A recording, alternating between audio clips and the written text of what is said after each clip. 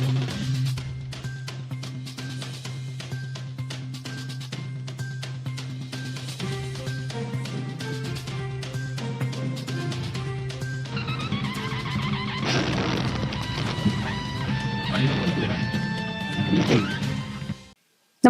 आपण पाहता हिरकणी न्यूज.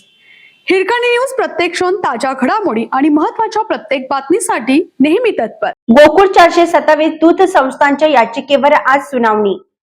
विशेष चौकशीमधील 427 दूध संस्थांच्या वतीनं मुंबई उच्च न्यायालयाच्या कोल्हापूर सर्किट बेंचमध्ये जय जवान जय किसान, खेबवडे, कौलव महिला, कैलासवासी दिनकरराव कवडे, आवळी बुद्रुक, सुरभी, मौजे वडगाव या 4 दूध संस्थांनी दाखल केलेल्या याचिकेवर सोमवारी दिनांक गोकुळ संलग्न 427 दूध संस्थांच्या सभासद नोंदणीवर आक्षेप घेत तक्रारदार प्रकाश बेलवाडे यांनी सहकार विभागाकडे तक्रार दाखल केली होती.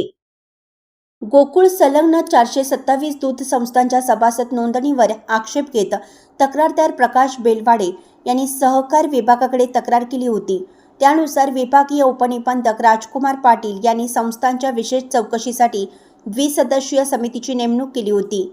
या संस्थांचा पात्र अपात्रतेचा मुद्दा चांगलाच चर्चेत आला. याचिका दाखल झाल्यानंतर यापैकी 270 संस्था पात्र ठरवण्यात आल्या, तर उर्वरित संस्था या अवसायन यादीत आहेत.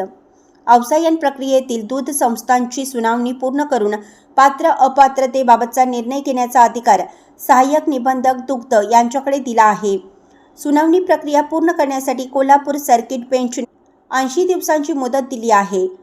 त्यानुसार सुनावणीची प्रक्रिया सुरू असून ती अंतिम टप्प्यात आहे.